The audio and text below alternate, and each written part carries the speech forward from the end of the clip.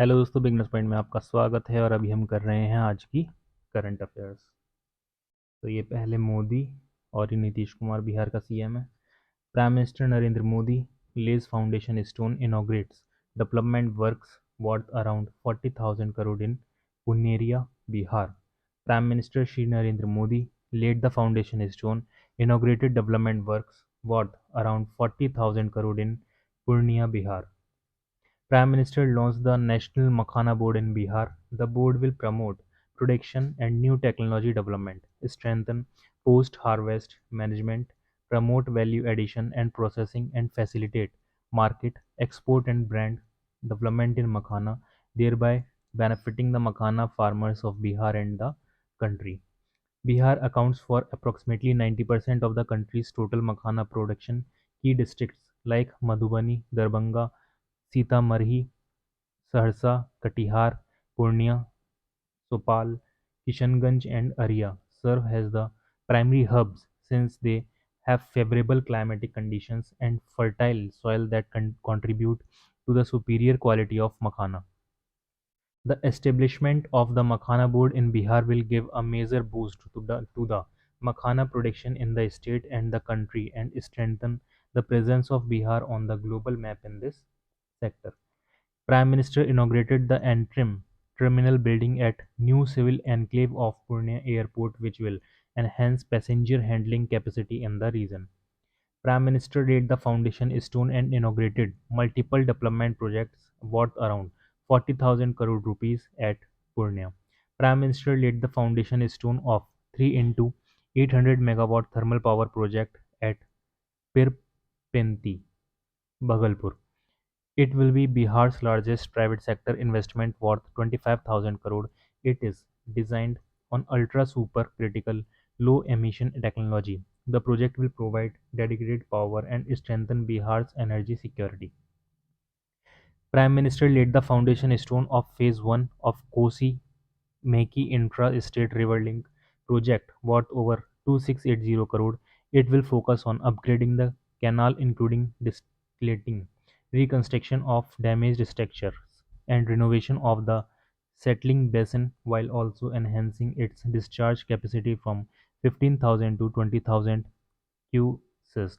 It will benefit multiple districts in northeastern Bihar with irrigation expansion, flood control, and agricultural resilience. In line with his commitment to improve rail connectivity, Prime Minister inaugurated and laid the foundation stone of rail projects and flagged off multiple trains in Bihar. Prime Minister laid the foundation stone of rail line between Bikramshila Katarya worth over 2,170 crore, providing direct rail link across the river Ganga. It will provide a direct rail link across the Ganga, significantly benefiting people in the region. The Prime Minister inaugurated the new rail line between Arya and Galgalia, Thuk- Thakurganj, worth over 4,410 crores. Prime Minister flagged off train in Araya Galgaya Thakurganj section which establishes direct rail connectivity between Araya and Kishanganj districts, significantly improving access across northeastern Bihar. He also flagged off Vande Bharat Express train between Jogbani and Danapur, directly benefiting districts such as Araya or Purnia, Madhepura, Saharsa, Khagaria, Begusarai, Samastipur, Muzaffarpur, Vaishali, Patna. He will also flag off Amrit Bharat Express trains between Sarsa and Chhatra, Amritsar and Jogbani and Edo Road. These trains will provide modern interiors, improved facilities, and faster travel capabilities while enhancing economic, cultural, and social integration across regions. National Agriculture Conference Rabi Abhiyan 2025 begins in New Delhi. The two-day National Agriculture Conference Rabi Abhiyan 2025, organized by the Union Ministry of Agriculture and Farmers Welfare, began at Pusa, New Delhi. The theme of the conference, One Nation, One Agriculture, One Team, is a significant step towards promoting coordinated efforts and partnerships in the agricultural sector. The Rabi Conference is being organized as two-day event for the first time on the initiative of Union Agriculture Minister Shri Shivraj Singh Chauhan. Addressing the conference on the first day, Shri Shivraj Singh said that there will be no storage of food grains, fruits, or vegetables in the country, and that India will make the food basket of the world. Startup India DPIIT Science MOU with Card Dekho Group to strengthen startup ecosystem in mobility, fintech, and emerging tech sectors. Startup India Department for Promotion of Industry and Internal Trade DPIIT Ministry of Commerce and Industry signed a memorandum of understanding MOU with Card Dekho Group, an autotech and finance solutions platform to further strengthen India's startup ecosystem across mobility, fintech, insurtech, and emerging technology sectors. Under the collaboration, DPIIT and Cardeco Group will accelerate the growth of DPIIT-recognized startup by providing strategic mentorship, market access, technology infrastructure, and funding opportunities. Startups will gain access to the Cardeco's diverse platforms, Cardeco, Insurance Deco, Rupe, Bike Deco, Jigwheels, Power Drift, Riv, College Deco, Crack ED, and other opening avenues for collaborations and customer reach. The partnership will also explore hosting innovation challenges under the Bharat Startup Grant Challenge to promote entrepreneurship in areas such as electronic electric mobility, auto tech, finance and sustainability. Startups will have access to Cardeco's leadership network for domain-specific guidance and co-investment opportunities through the Girnar Vision Fund (GVF). Indian naval ship Nistar enters Changi Naval Base, Singapore to participate in Exercise Pacific Reach 2025. Indian Navy's latest indigenously designed and constructed diving support vessel DSV INS Nistar made its maiden port call at Changi, Singapore on 14 2025. The ship, functioning under the command and control of the flag officer commanding Eastern Fleet, will be participating in the multinational exercise Pacific Reach 2025 XPR-25 commencing 15 September 2025. INS Nistar, commissioned on 18 July 2025, is a shining example of India's self-reliance and progress towards achieving Atmanirbharta in shipbuilding, and has been able to achieve more than 80% in designation. The ship, with its side-scan sonar, work and observation class ROV, and expensive deep-sea diving systems, will be carrying out the role of mothership MOSHIP for Deep Submergence Rescue Vehicle DSRV. With the induction of two DSRVs in 2018-19, one for each seaboard, capable of rescue operations till depth of 650 meters, India joined the Allied League of Nations which operate dedicated submarine rescue system. These systems can either be deployed on vessels of opportunity (VOO) or airlifted to the nearest mobilization port for rapid deployment of distant seas. Submarine Rescue Unit East will be operating from the mothership of for the biennial submarine rescue exercise in South China Sea, which is aimed at bringing together the submarine rescue platforms and assets operated by various nations for streamlining the procedure in calculating best practices and enhancing interoperability. Exercise Pacific Reach 2025, being hosted by Singapore, will see participation of more than 40 nations as active participants or as observers. The exercise will mainly be conducted in two phases, by harbor and sea phase. The week-long harbor phase will involve in-depth discussions on submarine rescue systems, subject matter expert exchanges (SMEE), medical symposium, and cross-deck visits between the participating nations. The sea phase of the exercise would witness INS Nistar and SRUE engaging in multiple intervention and rescue operations with participating assets in South China Sea. Northern Coalfields Limited joins hands with Ministry of Travel Affairs for capacity building in EMRS under CSR. Ministry of Travel Affairs and Northern East Coalfields Limited (NCL) decided to come together for the upgradation of infrastructure and capacity building in 42 Eklavya Model Residential School (EMRS) in the state Madhya Pradesh and Uttar Pradesh. Ministry of Tribal Affairs, Government of India establishes EMRS to impart quality education to ST children, thereby enabling them to avail opportunities in higher up and professional educational courses and get thereby get gainful employment in various sectors. EMRS, in addition to imparting high quality education, also takes care of their nutrition and overall health and development. As on date, there are 479 functional EMRS across the country. Atal Innovation Mission, Niti Aayog's mega tinkering day creates history with record participation. The Honorable Prime Minister had launched the Atal Innovation Mission with the objective of inculcating a culture of innovation and entrepreneurship across India. Today, Atal Innovation Mission (AIM) Niti Aayog is rated amongst the world's largest grassroots innovation movements and has achieved a historic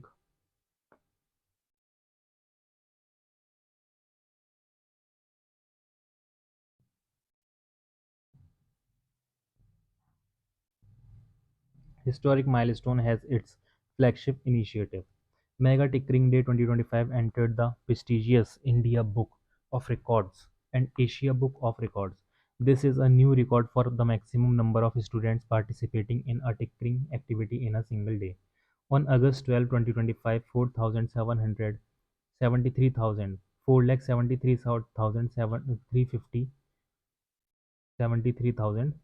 students from 9,467 Atal Tinkering Lab ATL schools came together to design a solution for Swachh Bharat and build their own DIY vacuum cleaners through a live step-by-step instructional session streamed online. The record was officially confirmed and formally announced on September 15, 2025 by both the India Book of Records and Asia Book of Records. This recognition stands as a testament of AIM's mission of fostering innovation and scientific temperament among India's youth at an unprecedented scale. Around 21% MPs, MLA, and MLC are from dynastic backgrounds ADR. Around 21% or 1 in 5 sitting members of parliament, members of legislative assemblies, and members of legislative councils are from dynastic backgrounds, indicating that a significant share of current elected representatives belong to established political families, according to an analysis by the Association for Democratic Reforms (ADR). The report noted that the Lok Sabha has the highest dynastic representations at 31% and state assemblies the lowest at 20%. The data include a total of 5,204 sitting legislators across state assemblies, the Lok Sabha, the Rajya Sabha, and state legislative councils. Among them, 1,107 are from dynastic backgrounds. Region-wise, in North India, Uttar Pradesh tops the list at 23%, followed by Rajasthan at 18%. In the south, Karnataka and Andhra Pradesh are among the highest 29% and 34% respectively. In the east and northeast, Bihar has 27% and Assam 9%. In absolute numbers, among the states, Uttar Pradesh ranks the highest with 141.23% out of its 604 MPs, MLAs, and MLCs analyzed having dynastic political backgrounds. Maharashtra follow with 129.32% such members out of its 403 sitting MPs, MLAs, and MLCs. In Bihar, 96.27% out of 3,360 sitting MPs, MLA, and MLCs are from dynastic backgrounds, while Karnataka has 94.29% such members out of its 326 sitting MPs, MLAs, and MLCs. When we look at larger states in terms of proportion, Andhra Pradesh has the highest share of dynastic representation with 34% out of 255 sitting MPs, MLAs, and MLCs coming from political families. This is followed by Maharashtra with 129.32% out of 403 and Karnataka with 94.29% out of 326. These figures highlight the continued and widespread prevalence of dynastic politics, particularly in politically significant states, the ADR said in a statement. Nirmala Sitharaman and Ashwani Vaishnav launched Niti Aayog's AI for Viksit Bharat Roadmap and Frontier Tech Rep- Repository. Niti Aayog launched two transformative initiatives: AI for Viksit Bharat Roadmap, opportunity for accelerated economic growth, and Niti Frontier Tech Res- Repository under its Frontier Tech Hub. The roadmap was launched by Srimati Nirmala Sitharaman, Minister of Finance and Corporate Affairs, Ashwani Vaishnav, Minister for Railways, Information and Broadcasting and Electronics and Information Technology, Suman Berry, Vice Chairman, Niti Aayog, Shri V.V.R. Subramaniam, CEO Niti Aayog, and Shri S. Krishnan, Secretary, Ministry of Electronics and Information Technology.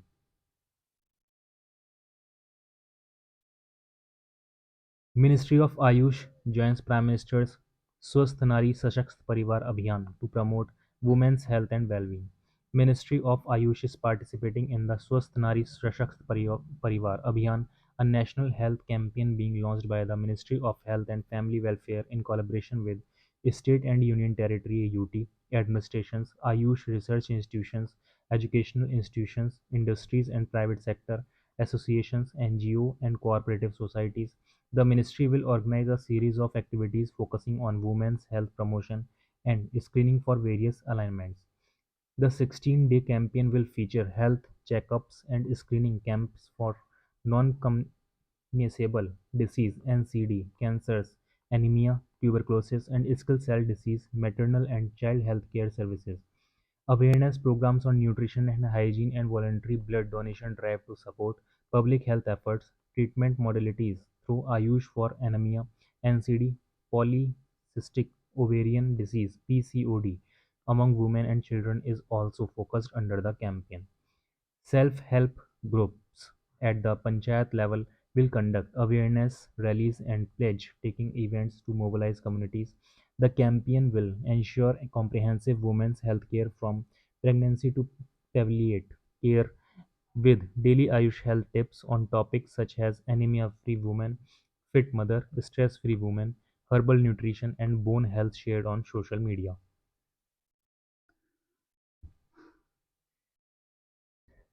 India's jobless rate at 4-month low of 5.1% in August shows PLF's data. Labor markets showed positive momentum in August as the unemployment rate fell for the second consecutive month to a 4-month low of 5.1% from 5.2% in July. It was on account of the start of the showing season.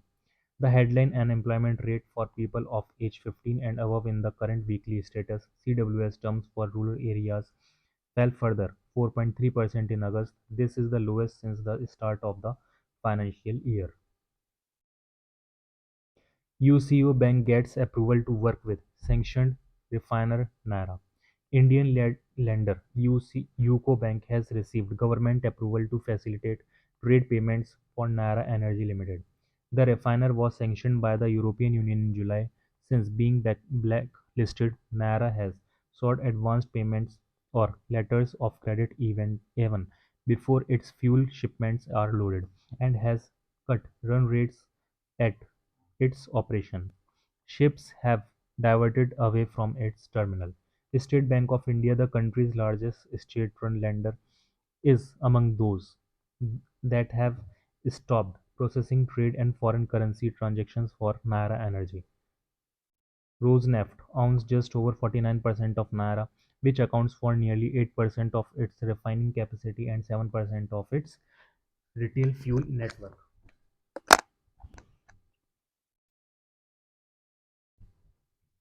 इसके बाद आ जाते हैं ADB, Asian Development Bank.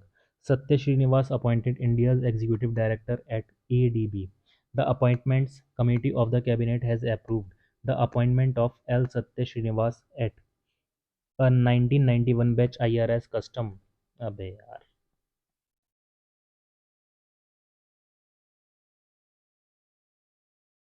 Customs and Indirect Tax Officers as Executive Director India at the Asian Development Bank ADB. Satya Srinivas, who is currently serving a Special Secretary in Department in the Department of Commerce, will hold the post until his superannuation of February 28, 2026. Thereafter, he will continue on a contractual basis for a total tenure of 3 years or until further orders. His appointment will be subject to the standard terms and conditions applicable to re-employed central government officers. Uttarakhand's Tehri Garhwal to get facelift with $126.4 million enter ADB signed loan agreement to promote tourism. The Union Government and Asian Development Bank ADB have signed a $126.42 million loan agreement to promote rural development through sustainable and climate resilient tourism in the Tehri Garhwal district of Uttarakhand, which sits 5,700 feet above sea level and is one of the most climate vulnerable and economically disadvantaged regions of the Himalayan state. According to a communique from the Finance Ministry, the project aims to benefit more than 87,000 residents and 2.7 million annual visitors to the area, which also houses Tehri Lake, a man-made reservoir created by the Tehri Dam on the Bhagirathi River. The funds will be used to improve tourism planning, upgraded infrastructure, enhanced sanitization and waste management, and disaster preparedness.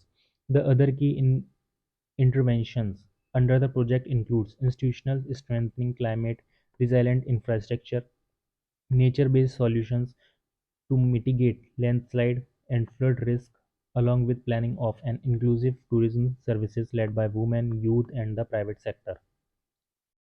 International Day for the Preservation of the Ozone Layer, 16 September. International Day for the Preservation of the Ozone Layer is celebrated on September 16, designed by the United Nations General Assembly 2025 theme From Science to Global Action. This year, on the International Day for the Preservation of the Ozone Layer, we celebrate this historic achievement and look forward to another 40 years of action. The Montreal Protocol and Vienna Convention remain crucial for monitoring ozone and UV radiation levels, as well as ozone depleting substances and other chemicals such as hydrofluorocarbons, greenhouse gases being passed out under the Kigali Amendment. In 1994, the United Nations General Assembly proclaimed 16 September the International Day for the Preservation of the Ozone Layer, commemorating the date of the signing in 1987 of the Montreal Protocol on Substances that Deplete the Ozone Layer, Resolution 14 divided by 114. International Day for Interventional Cardiology, 16 September. In September 2022, the General Assembly decided to proclaim 16 September as International Day for Interventional Cardiology and invited stakeholders to observe annually the International Day for Interventional Cardiology in an appropriate manner and in accordance with national priorities in order to raise public awareness of cardiovascular disease and procedure related complications as well as prevention and care including through education and mass media. The first coronary angioplasty was performed by Dr. Andres Grunchik on September 1977. Since then, angioplasty has been procedure that has saved the most grams of myocardium at risk worldwide. International Day of Science, Technology and Innovation for the South, 16 September. On 9 January 2024, the United Nations General Assembly adopted Resolution ARES 78-259, officially proclaiming September 16th as the International Day of Science, Technology and Innovation for the South. The resolution underscores the importance of leveraging scientific and technological achievements for sustainable development, aligning with 2030 Agenda, the Addis Ababa Action Agenda and the SDGs. SDG. The resolution also invites UN member states, specialized agencies, international organizations, academia, civil society, the private sector, and other stakeholders to observe this international day. और इसी के साथ current affairs हो जाती है समाप्त।